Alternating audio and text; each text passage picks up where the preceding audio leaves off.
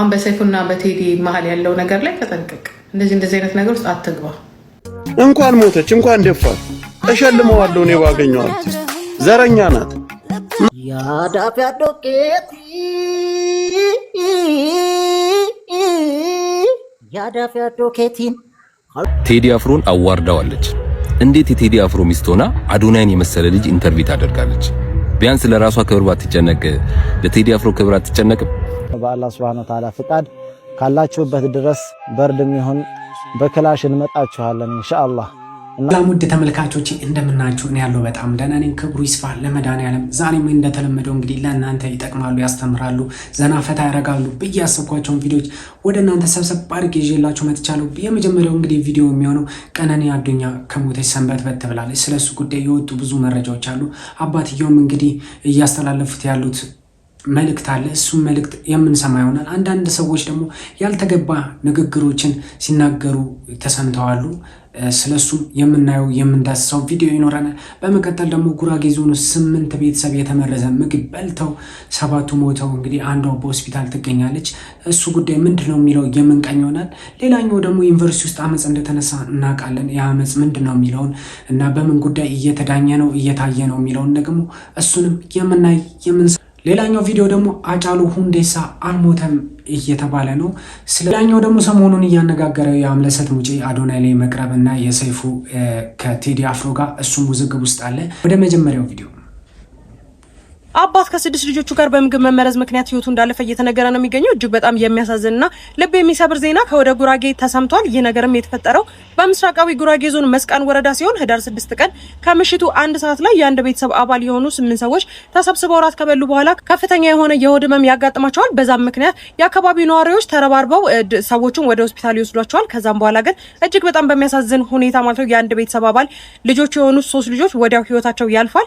ከዛም በኋላ በህክምና ሲረዱ ከቆዩ በኋላ ማለት ነው ህዳር 7 ቀን በድጋሚ 2 የቤተሰቡ አባላት ማለትም ደግሞ ልጆች ማለት ነው በድጋሚ ህይወታቸው አልፏል። ከዛም በኋላ በአዲስ አበባ በሚኒሊክ ሆስፒታል ህክምና እየተከታተሉ የቆዩት 2 ልጆች ማለት ነው በህዳር 9 ቀን ህይወታቸው ካለፈ በኋላ የቤቱ አባወራ የሆኑት አባትም ህዳር 10 ቀን ህይወታቸው ያልፏል። ከዚህም ህመሙ ካጋጠማቸው ሰዎች መካከል የቤቱ ማወራ ብቻ በህይወት እንደተረፈችና እሷን በከፍተኛ የሆነ የህክምና ክትትል ክፍል ውስጥ እንደምትገኝ ጭምር ተናግሯል። ይህ ነገር በድንገት እንዳልተፈጠረ ፖሊስ በመጠራጠሩ ምክንያት በአካባቢው ላይ እንዲሁም ደግሞ ጉዳዩ ላይ እጃቸው አለበት ብሎ የጠረጠራቸውን 10 ሰዎች በቁጥጥር ስር አድርጎ ምርመራ እያካሄደ እንደሆነ ተነግሯል ማለት ነው። ለሞት ነፍስ ይማር። በህይወት ለተረፈችው እናትም መጽናናት እንዲሁም ደግሞ ወደ ጤናዋ እንድትመለስ መልካም ምኞቴ ነው። በአዲስ መረጃዎች መልስ ቤተሰቦች እንደሰማችሁት ነው እንግዲህ ከ8 ቤተሰብ እናት ብቻ ተርፋ ምንድነው የሚሰማ ስሜት? እሷም እኔ በእሷ ቦታ ሆኜ እኔን መመለስ እችላለሁ፣ ብትሞት ይሻላታል። እውነት በጣም ነው የሚያሳፍረው። ይህን ጉዳይ ያረከው ግን ነፍስ አይማርም። እግዚአብሔር የሥራህን ይስጥ ነው ምለው። ምንም ሌላ ምለው ነገር የለኝም። ከዚህ በፊት እንግዲህ እንደሰማችሁት ያያ ዘለደታ ሙስሊሞችን ከክርስቲያኖች ለማጋጨት የሞከረበት አንድ ቪዲዮ ነበር። ሌላም ደግሞ አሁን ቪዲዮዎች እየወጡ ነው። ይሄ ነገር ተገቢ አይደለም ብዬ አስባለሁ። ቪዲዮ የተፖስተው የዛሬ 3 ዓመት ምናምን ነበረ። አሁን ደግሞ ድጋሚ እንደ አዲስ ፖስት ተደርጎ ሰዎች መነጋገሪያ አድርገውታል። ምንድነው ቪዲዮ የሚለውን አብረን እንየው። አላህ Subhanahu Wa Ta'ala ያው ትእዛዝ ለመፈጸም ዛሬ ላይ በዝግጅት ላይ እንገኛለን ኢንሻአላህ። አላህ Subhanahu Wa Ta'ala ደግሞ በዚሁ ሸሃዳን እስክናገኝ ድረስ ጽናቱን እንዲሰጠን ለምነዋለን። አዩሃል ኩፋር ወልሙርተዲን፣ እናንተ ከሃዲያንና ከዲን ወደ ኋላ የተመለሳችሁት አላችሁበት ድረስ እንደምንመጣ ኢንሻአላህ እንተማመናለን ማለት ነው። በአላህ Subhanahu Wa Ta'ala ፍቃድ ካላችሁበት ድረስ በርድም ይሁን በክላሽ እንመጣችኋለን ኢንሻአላህ። እናንተ ሙስሊሞች ወይ ደግሞ ከሂጅራ የዘገያችሁ ሰዎች ሞትን ፈርታችሁ የወርደት ኑሮ አትምረጡ። ከሂጅራ ወደ ኋላ የቀራችሁ ሰዎች ሂጅራን ማድረግ የማይመቻችሁ ከሆነ እንኳን ባላችሁበት ከሃዲያኖችን በምትችሉት አጋጣሚ መዋጋት እንዳለባችሁ አስተላልፋለሁ ኢንሻአላህ። ወሰለላሁ ዐለይሂ ወሰለም ዐላ ነቢይና ሙሐመድ። ጆሮ ያለው ይስማ ነው ነገሩ። የታቀደልህን እየሰማ ምንም የታቀደ ነገር የለም። እኔ ክርስቲያን ነኝ። ይህ ቪዲዮ የተፖስተው እንደነገርኳችሁ ከዛሬ 3 ዓመት ምናምን በፊት ነው። ያኔ እንደዚህ አይነት ቪዲዮ ሰርተው ምናልባት ተሳስተው ሊሆን ይችላል አላቅም። ግን አሁን ላይ ማምጣቱ ተገቢ አይደለም ብዬ አስባለሁ። ህዝብና ህዝብን ማጋጨት ይሄ ፈጽሞ በጣም የሚያስጠላ ነገር ነው። እኔ አብሬያቸው የምኖራቸው ሙስሊሞችስ፣ አብራቸው ያደግኳቸው ጓደኞችስ እንደዚህ አይነት አስተሳሰብ ውስጥም ሀሳብ ውስጥም የሉም። የተወሰነ ግለሰብ ሊኖር ይችላል። ቢኖርም ግን ይሄ ቪዲዮ ደግሞ የተፖሰተው ከዛሬ 3 ዓመት በፊት ነው። እንደዚህ አይነት ህዝብና ህዝብን የሚያጋጭ ቪዲዮ ባንፖስትና ባንለቅ ባይነኝ። ቀጣይ ደግሞ ጂጂ ኪያ ለአዶናይ የመከረችው ምክር አለ። ሌላ ደግሞ ሰይፉ ከቴዲ አፍሮ አምለሰት ከአዶናይ ጋር ምንድነው በዚህ በአራቱ ሰዎች መካከል ያለው ውዝግብ የሚለውን አንድ ሰፋ ያለ ማብራሪያ የያዘ ቪዲዮ አለ። እሱንም ቪዲዮ በዛው አይተን እንመለሳለን። አሁን በሰይፉና በቴዲ መሀል ያለው ነገር ላይ ተጠንቀቅ። እንደዚህ አይነት ነገር ውስጥ አትግባ። ቢስማርት ሁለቱ ባብስለት ነው የተጣባ ባብስ ማነው ስማ ባልበስ ገባክ? ከዛ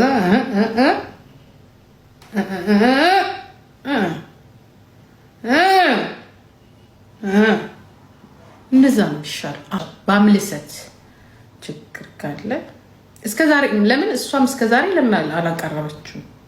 እስከዛሬ ሳታቀርብ ለምን አሁን ማቅረብ ፈለገ? ለምን ሰይፉ ጋራ ችግር ስላለ? ለማንኛውም ተጠንቀቅ። እነዚህ የድሮ ሰዎች ናቸው። ገባ? ከድሮ ሰዎች ጋራ አርቲስቱ ጋር መጣላት ምናምን እናቴ ችግር አለባቸው።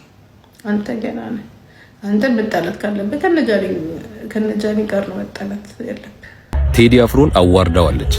እንዴት የቴዲ አፍሮ ሚስት ሆና አዶናይን የመሰለ ልጅ ኢንተርቪው ታደርጋለች? ቢያንስ ለራሷ ክብር ባትጨነቅ ለቴዲ አፍሮ ክብር አትጨነቅም? ይሄንና አይነት መሰል የተቃውሞ ቪዲዮዎችን እጅግ በጣም ብዙ ሰዎች አመለሰት ላይ እየሰራችሁ ነው፣ አዶናይን ኢንተርቪው ስላደረገች። ከነዚህ የተቃውሞ ቪዲዮቻችሁ አንፃር አንድ ነገር ልብ እንድትሉ ስለፈለኩ ነው ይሄን ቪዲዮ የሰራሁት። እናንተ ለቴዲ አፍሮ ክብር ተጨንቃችሁ እንደዚህ እሷን የተቻችሁት የቴዲ አፍሮ ምን ስለሆናችሁ ነው? አድናቂ። እሷ ወይንም አመለሰት ግን የቴዲ አፍሮ ሚስቱ ነች፣ የትዳር አጋሩ፣ የልጆቹ እናት። ስለዚህ ምንም ለቴዲ አፍሮ ክብር እናንተ ብትጨነቁ የሱ ክብር እንዳመለሰት እናንተን ሊያስጨንቅ አይችልም። ምክንያቱም ቴዲ አፍሮ ባለቤቷ ስለሆነ፣ ባሏ ስለሆነ፣ የልጆቿ አባት ስለሆነ ማለት ነው። ከአዶናይ ጋር በተገናኘ በዚህ ልክ በእናንተ እንዲጠላ ወይንም በዚህ ልክ እንድጠሉት ያደረገው ምክንያት ምን መሰላችሁ? አዶናይ ከሀበሻ ህብረተሰብ የተለየ ነገር ስላደረገ አይደለም። አንድ የሰራው ስህተት ስላለ ነው በሀበሻ የማይወደድ። እሱ ምንድነው? ግልጽ መሆኑ። እንደ ሀበሻ ህብረተሰብ ግልጽ መሆን ያስንቃል፣ ያሰድባል። ሀበሻ የሚወደው ድብቅ ስትሆን ስታስመስል ነው። ምናልባት አዶናይ የሚሰራቸውን ቪዲዮዎች ልብ ብላችሁ ካያችሁ እጅግ ሲበዛ በግልጸኝነት ላይ የተመሰረተ ቪዲዮ ነው የሚሰራው። ጠንካራ ጎኑን ብቻ ሳይሆን ደካማ ጎኑንም ሼር ያደርጋል። አዶናይ ደስታውን ብቻ ሳይሆን ሼር ሲያደርግ ሀዘኑንም ጭምር ነው። እየሳቀ እንደሚፖስት ሁሉ እያለቀሰም የተሰማውን ነገር በግልጸኝነት ይፖስታል። በዚህ ልክ ግልጽ መሆን ደግሞ ያስንቃል፣ እንደ ሀበሻ ማለት ነው። እንድትናቅ ያደርጋል። ስለዚህ አዶናይን የምትጠሉ ሰዎች በዚህ ልክ አዶናይን እንድትጠሉ የሚያደርግ ከኛ ከኢትዮጵያ ህብረተሰብ የተለየ ምንም ያደረገው ነገር የለም። ይህንን ቪዲዮ አድርሱልኝ። አመሰግናለሁ። ሰዎች እንደሰማችሁ ነው። ቪዲዮን ብዙ ማብራሪያ ሰጥቷል። እኔ ግን ልል የምችለው አንድ ቫይራል የወጣ ሰው የሆነ ኢንተርቪው የሚያደርግ ሰው ቫይራል የወጣን ሰው ስለሚፈልግ በዛ ምክንያት ብቻ እንዳቀረበችው ነው እኔ ማምነው። ከሰይፉ ጋር በነበራት የሆነ ነገር አለመግባባት ምናምን ብዬ በበኩሌ አላስብም። ምክንያቱም አንድ ቲክቶከር ቫይራል ሲወጣ የሆነ ነገር ሲሰራ ኢንተርቪው ፖድካስት የሚያቀርቡ ሰዎች ይጠሩና ያናገራሉ። በዛ ምክንያት ብቻ ይመስለኛል። ቀጣይ ቪዲዮ ደግሞ የሚሆነው ሞጣ ቤት የገባው ሀጫሉን እስቲ እንየው። በጣም የወደድኩት ቪዲዮ ነው። እንደምትወዱት በጣም እርግጠኛ ነኝ። ቪዲዮን እስካሳያችሁ ድረስ ራሱ በጣም ጓጉቻለሁ ማለት ነው። እስቲ እንየው። ቤኖል ዴቪ ለና ሞጣ ደህና ነህ? ሰላም ቀጥል እስኪ። ወይ ሰላም ነው ሞጣ?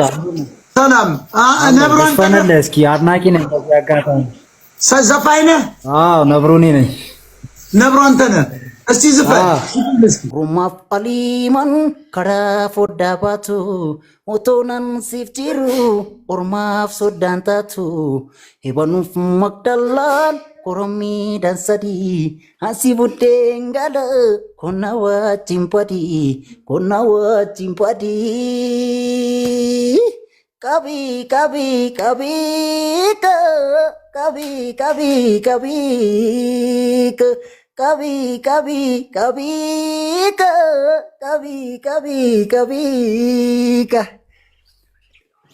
ወዳይ እንዴት አዩ? ያዳፍ ያዶኬቲ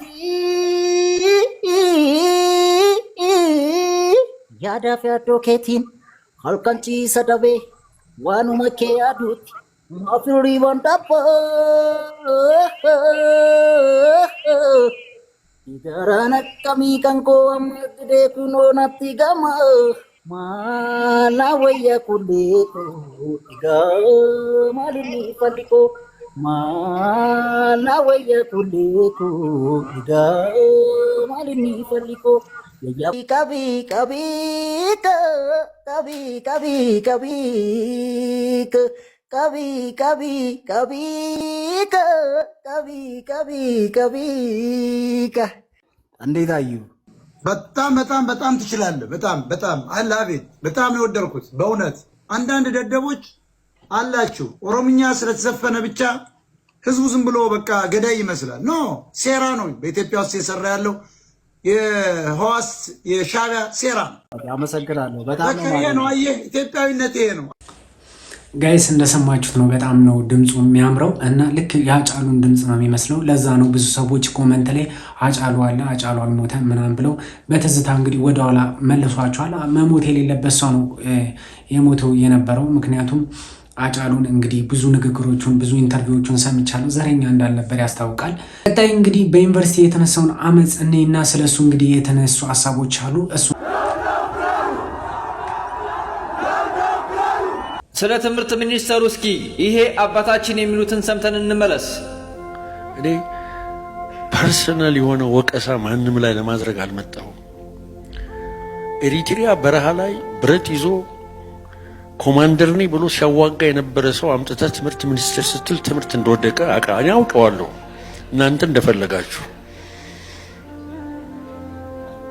የሽምቅ ውጊያ ሳዋጋ ከረምኩ የሚል ሰው የትምህርት ሚኒስቴር የምናደርግ ሰዎች የሚገርም እኮ አገር ነው። እውነት እላችኋለሁ። እንግዲህ እውነታው ይህ ነው። የትምህርት ሚኒስቴርን መምራት ያለበት በትምህርት ዓለም ውስጥ የወጣ የወረደ የተማረ የተመራመረ ሲሆን እንደ ብርሃኑ ነጋ ያሉት ደግሞ በኤርትራ በረሃ ውስጥ ሲወጡና ሲወርዱ የነበሩ ሰዎች ስለ ትምህርት ምንነት የሚያውቁ ሰዎች ትምህርት ሚኒስቴር ተደርገው ተሾመው ዛሬ የኢትዮጵያን ተማሪ ሲያምሱትና ሲያተረማምሱት ይኖራሉ። እንግዲህ ከሰሞኑ ከትናንትናው ጀምሮ ዛሬን ጨምሮ ኢትዮጵያ በ44ቱም ዩኒቨርሲቲ ዓለም አቀፍ የሆነ ሰልፍ እየተካሄደ ነው የሚገኘው። እንደኔ የፕሮፌሰር ብርሃኑ ነጋ ኢንተርቪው ያያችሁ በትምህርት ዓለም ውስጥ ሰነፍ ነበርኩኝ፣ ስለ ትምህርት ፍላጎት የለኝም፣ ኳስ ስጫወት ነበር ያደግኩ ሲሉ ኢንተርቪው የሰማችሁ ሰዎች በውስጥ አድርጉኝ። በነገራችን ላይ ብርሃኑ ነጋ ስለ ትምህርት ምንም አይነት ፍላጎት እንደሌለው በራሱ ባንደበቱ ተናግሯል። አሁን ላይ ግን የኢትዮጵያ ተማሪዎች ይማሩ እያለ ተማሪዎችን የሚያበሰቋቁል የተማሪዎችን እድሜ ያላግባብ የሚበዘብዝ ሰው መሆኑን እንግዲህ ዓለም አቀፍ የሆነ መረጃዎች እየወጡ ነው የሚገኙት። እናንተስ በዚህ ሐሳብ ላይ ምን ትላላችሁ? የአባታችን ሐሳብ እጅግ በጣም ደስ ይላል። ብርሃኑ ነጋ መሾም ያለባቸው ከመከላከያ ሰራዊት የመከላከያ ሰራዊት ቴክኒክና ታክቲክ ሙያ እንዲመሩ ተደርገው ቢሞሾሙ የሚያጓጣ ይመስለኛል። እንደኔና እንደ አባ አስተያየት በዚህ ልክ ነው። ወይም ኳስ ተጫዋች ስለነበሩ በኳስ ተጫዋችነት ቢመደቡና አሰልጣኝም ቢሆኑ ይሻል ነበረ። ምክንያቱም ስለ ትምህርት ፍላጎታቸው ማለት ነው።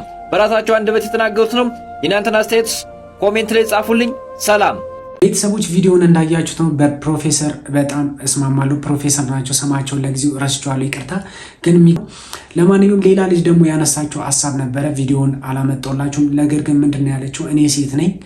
እንደ ሴትነቴ እንግዲህ እዚህ ጋር 1 ዓመት ተጨምሮባቸዋል። በዚህ መሃል ሴት ልጅ ደግሞ መውለድ አለባት፣ ማግባት አለባት። እድሜዋን እየፈጀች ነው የምትሄደው። ይህ ነገር ቢታይ እንደገና ቢመረመር ባይነኝ። ሰው እድሜውን መጨረስ የለበትም። ሴት ልጅ እዛ እድሜዋ ማለቅ የለባትም። ቀጣይ ቪዲዮ ደግሞ የቀነኒ አዱኛ አባት እስቲ ላይቭ ላይ ገብቶ ያስተላለፉት መልእክት አለ። ከሱም ቀጥሎ ደግሞ ሌላ ቤት ላይቭ ላይ የተወራ ወሬ አለ። እሱንም ሰምተን እንመለሳለን። ቀነኒ ጉዳይ በአባገዳዮች በኩል ሊያልቅ ነው የሚባለው ኮምፕሊትሊ ውሸት ነው። እንድታውቁት የምፈልገው ውሸት ነው። ቤተሰብ የተስማማበትና ቤተሰብ ተስማምቶ ይሄ ነገር ትክክል ነው በዚህ ጨርሰናል ብሎ ሲያሳውቅ ነው እንጂ የማንንም ወሬ ይዘው በሶሻል ሚዲያ መነገጃ የሚያደርጉ ሰዎች ከኛ ላይ እንዲቆሙ ነው የምንጠይቀው። ሁለት ሞተናል፣ 3ኛ እንዲገሉን አንፈልግም ማለት ነው። አሁንም በሰው ደም መነገድ የለመዱ ሰዎች ናቸው እነዚህ ይሄን የሚሰሩት ማለት ነው። በእኛ በኩል ቆሟል ፕሮሰሱ ራሱ መጥተዋል። እውነት እኛ ጋር መጥተዋል። ተነጋግረናል፣ አልተስማማንበትም።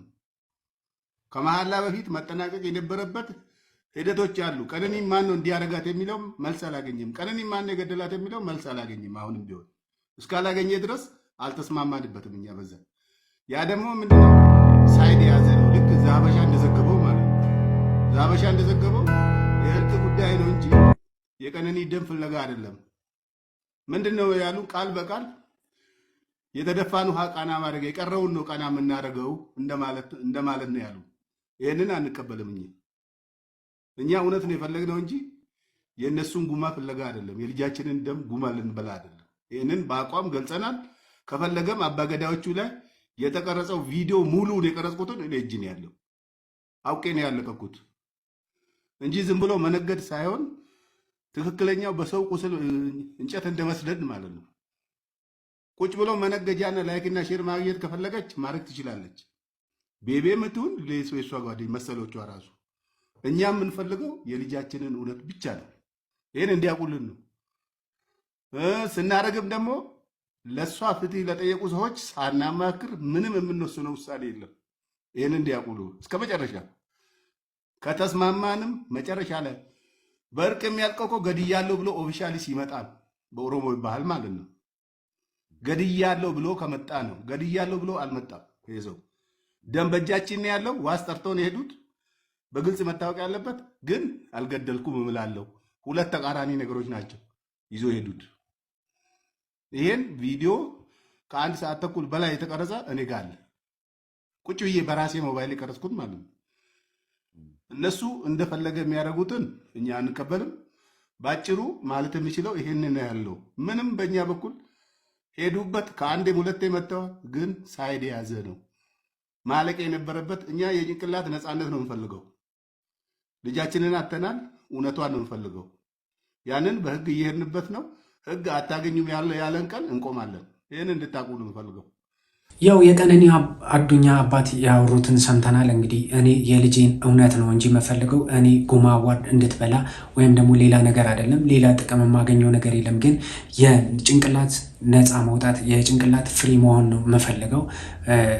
ገዳዩ እኔ ነኝ ብሎ አልመጣም። ስለዚህ እርቅ በምን አይነት ጉዳይ ነው ማወርደው? በኦሮሞ ባህል እንግዲህ አንድ ሰው ገድያለሁ ወይም አጥፍቻለሁ ብሎ ሲመጣ ነው እርቅ የሚደረገው ብለዋል።